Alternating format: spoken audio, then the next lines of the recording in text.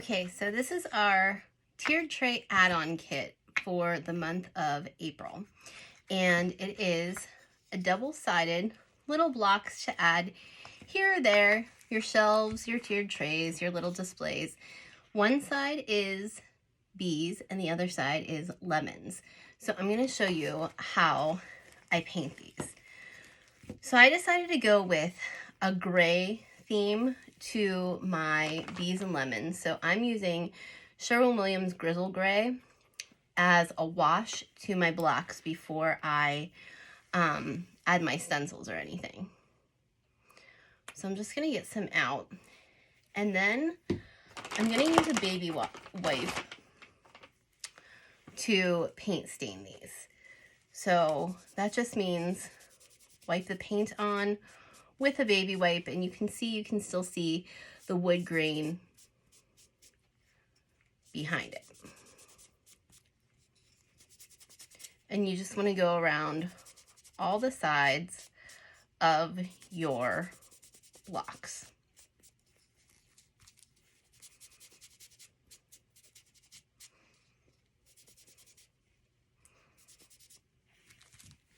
And you want to do the front and the back because you are going to be having a double-sided project.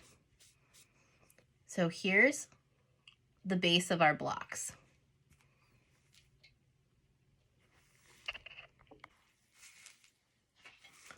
Okay, now that our blocks are dry, we're going to use another baby wipe, and I'm using Rust-Oleum chalked linen white paint, and we're going to just give this a whitewash on the front surface, and that's going to give it kind of a brighter appearance with the gray behind it, and that'll help the lemon pop out some more.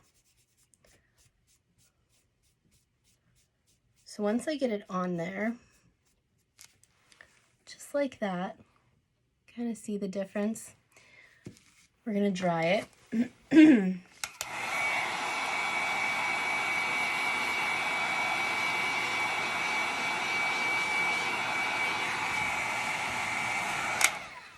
then always between painting, sanding, you want to give it a light, or painting and stenciling, you want to give it a light sanding. Now we're going to put our base stencil down. And that is the circle. This is the outside part of our lemon. And try and get our stencils and our wood to be about the exact same size. So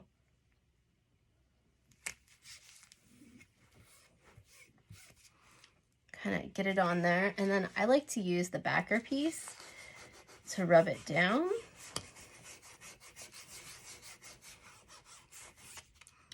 And then you want to peel it a diagonal to get your stencil off. And I always, for good measure, go over my stencil again with the backer piece just to make sure it's on there good. Now, I'm using Sherwin-Williams Cheerful Yellow. So I'm going to take my makeup sponge, and dab my yellow on here. Now, we're using latex paint, which acrylic, latex, chalk, they all kind of have the same base, but you'll notice that it doesn't cover the same as chalk paint does. And I use chalk paint quite often, but I don't quite have this color in chalk paint, and I really like the shade for lemons. So I'm going to go in there with one coat, and then I'm going to dry it. And would I ever recommend doing that with a stencil on there in a normal situation? No, but since it's just a circle, it's fine. Now I'm going to go in with a second coat. So I'm going to kind of layer it on there so that I can have more of a matte coverage and not see so much of the wood grain through there.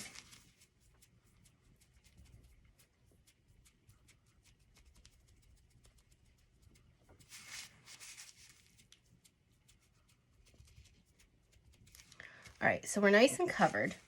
And now we're just going to peel off our circle stencil.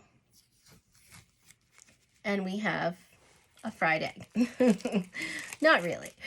We're going to use our next layer. But before we use our next layer, obviously this has to dry first of all.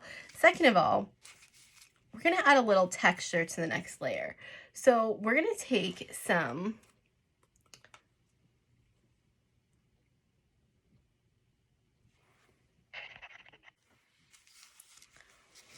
while this dries, we're going to work on our next layer. Before we can put this on there, obviously it has to dry, but we're going to add some texture to our pith of our lemon. So I'm just going to get some of my chalk paint and I'm going to put it in this little cup.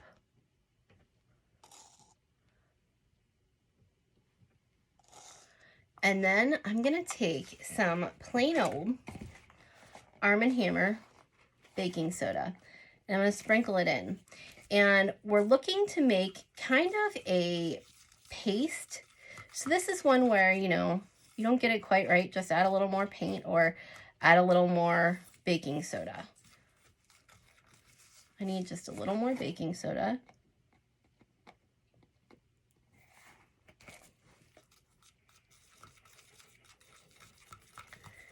And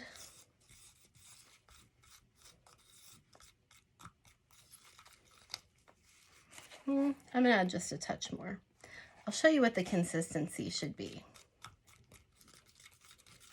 We almost want it to be like a cementish texture. So you want something that kind of sticks to your stirrer like that. Now I'm going to take some out of here and I'm going to put it on my mat so that I can use my stenciling sponge with it. So I'm going to use my stenciling sponge and I'll just be dipping it in and putting it on just like a regular stencil. So we're good and dry. We're going to do our same thing. Peel off the backer. Now, when you put this stencil on, you kind of want to have, when you put it over this, you're going to see like a green circle because it's going over a yellow base. You just want to kind of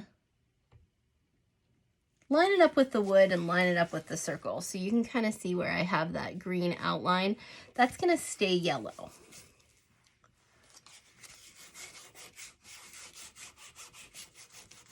Get it on there. Peel it off. My transfer tape.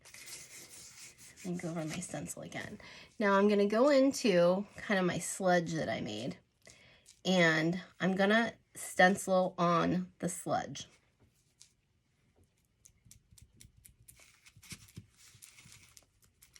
And you want to make sure you cover all the yellow.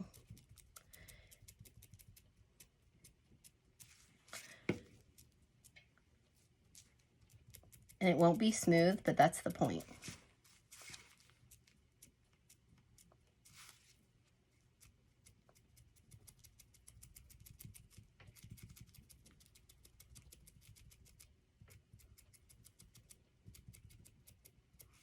All right, so now that we're covered, we can peel off our stencil to reveal a super cute textured lemon. So we're gonna just pick out these centers.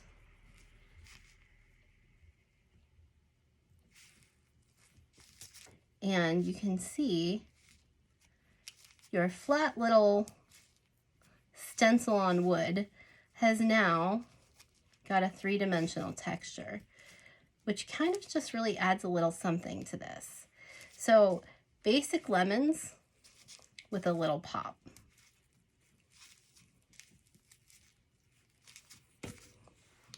And there you can see the texture. What's really nice about this baking soda in the paint too is that it dries super quick, so we can move on to our next side, which is the bees. So we call these reversible tiered tray add-ons because they're just little somethings that you can add on to your tiered tray. And obviously they're double-sided, so good for two uses. So our second stencil is a bee with a crown, queen bee, and a hive. For these stencils, we're going to prepare the other side a little bit differently. So instead of doing a whitewash, I'm actually going to give it a white background. So I'm just going to go ahead and cover this side. Now I'm not covering the edges. I'm only taking the white to the end of the face of this piece of wood and not going over the edges. And if you get a little over the edge, I'll show you how to clean it up. So I'm going to get one coat on, and that one coat never seems to do the trick. Not as smooth as I like it. So we're going to dry it.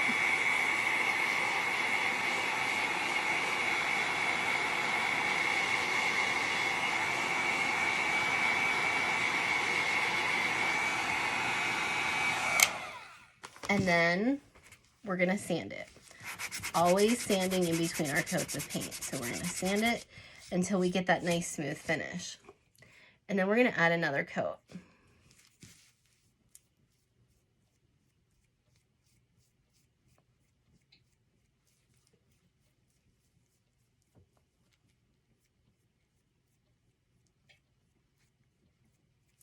Watch your stencils being where you use the heat gun, because mine are curling a little bit, way too close. I don't want to ruin those. Okay, we have our second coat on. I have a fuzz. Going to dry it.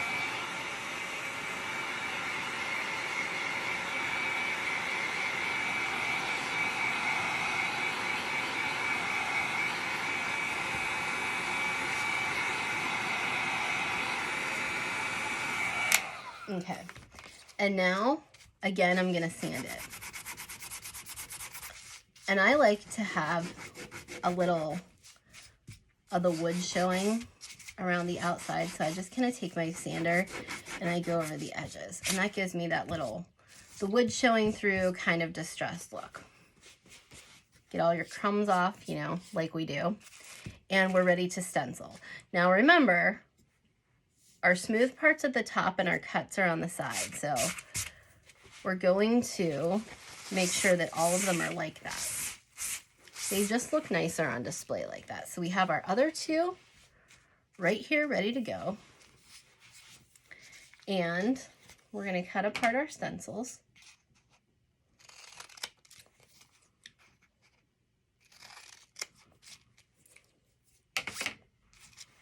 And it doesn't really matter which one you do first, but for this hive, I'm going to use Trinket. So I'm going to use this deeper yellow. You can kind of, here's the lemon color I used, and here's what I'm using for the hive. So definitely a difference in color. This is another Sherwin-Williams paint. So another latex paint. Why am I using latex when I don't usually? It just, all the colors are right. All right, peel off your backing. And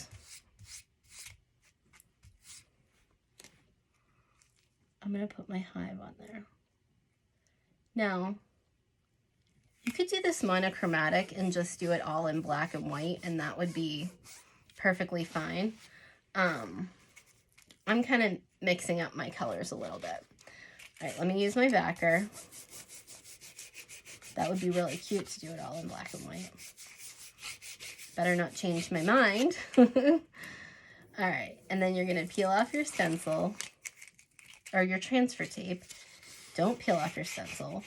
Go over it again, make sure it's on there really well. And then I'm going to take my makeup sponge, and I've already done my other two lemons, because once you've seen one, you've seen them all. So I can take off the lemon twist or the cheerful that we were using and continue to use this sponge. And this is the Trinket color. So I'm going to go in here and I'm going to just stencil on my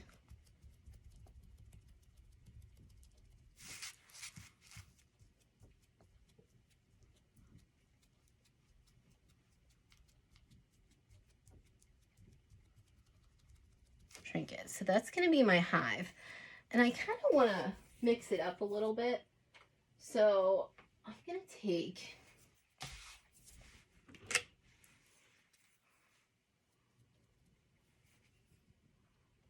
some black. This is just my black chalk paint.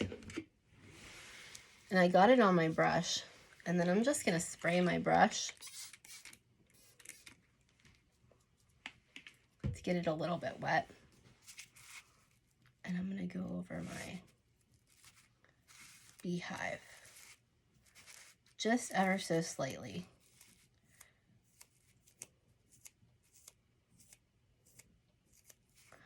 To give my beehive a little texture.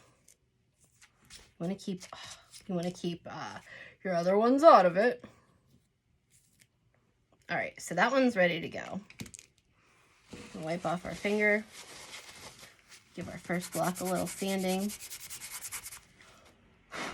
Get our little dots out of there. Don't do what I do.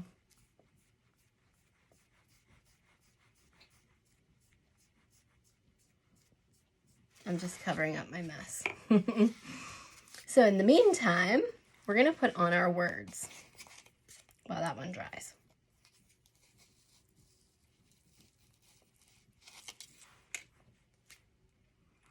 And I'm going to do my words in black.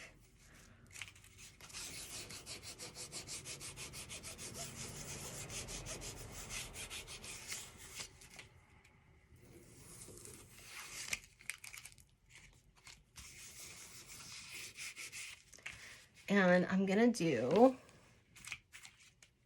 black chalk paint. So just going to put some down here. And I'm done with this white that we used for the lemon. So I'm going to reuse this makeup sponge by just cutting it off. I'm going to go into my black.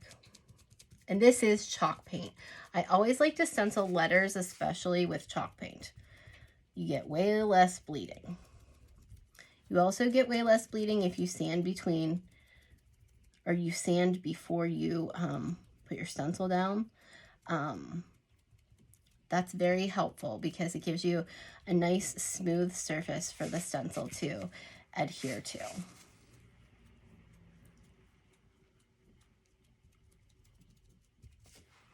Okay, we're on. And last, let's make sure we're good and dry here. And because I went over where I fleckled onto it, I'm not going to forget to just very lightly sand because I know that's going to let my stencil adhere better. And then I got to redo my distressing there. And I don't know. I think your pant leg makes the best dust cloth. All right, so now we're going to do our bee. And I'm going to do my bee with a combination of the black and the, let me give this a little rub, with a combination of the black and the yellow to kind of tie it all together. Take our backer off, put our bee on,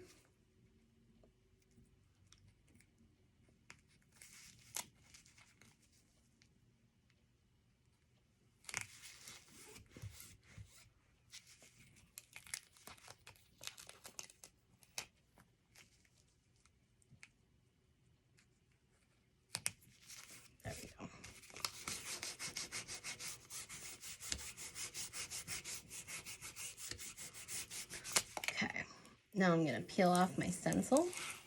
Oops. Look, that guy came off.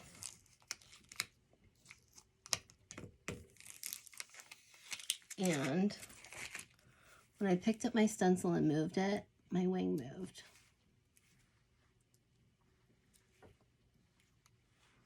So we're just going to place these. This is a good what happens if your stencil moves. So we're just going to use our stenciling, our weeding tool, to replace our pieces.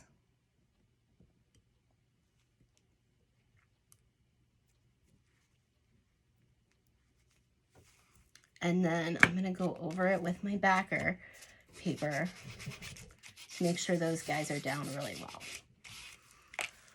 All right, so I'm going to do my bee in black.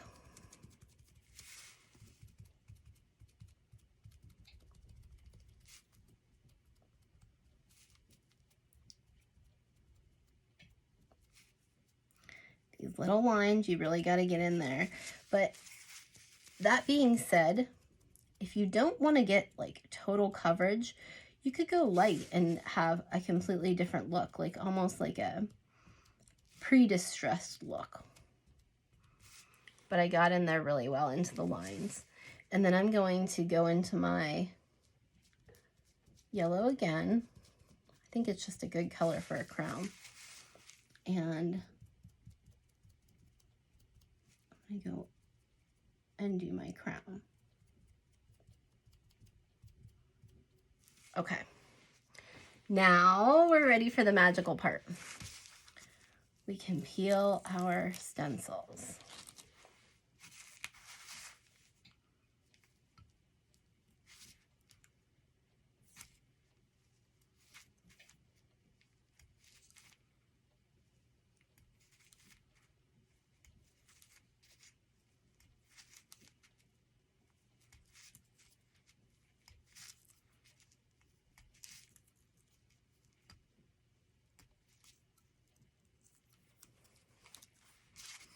How cute is that little hive? And now our words.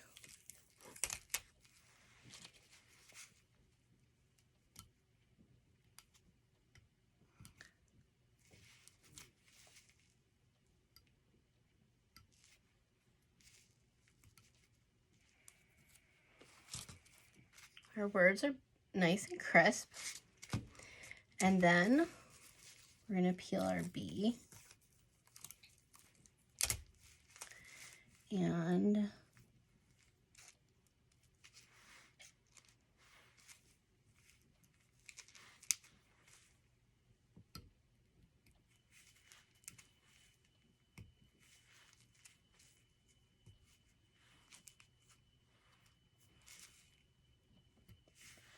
get all the pieces out of there.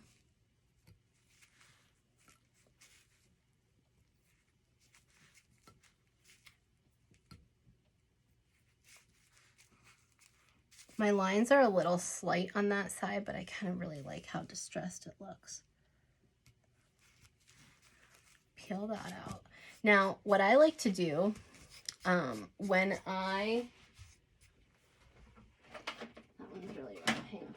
whenever I'm stenciling, I like to take my sander, kind of a used one, and I always like to go over my stencil, or where I stenciled after I peel the stenciling tape, and I go over it ever so slightly, and you'll feel that it knocks off that top layer, so that it almost feels like it's a smooth surface, like it was meant to be on there. So I'm going to just do that on these other two. Helps if you get all the blue parts out, huh?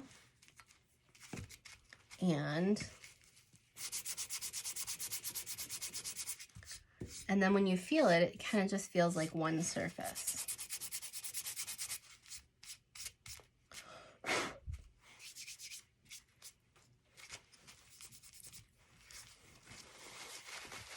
Get all my dust off.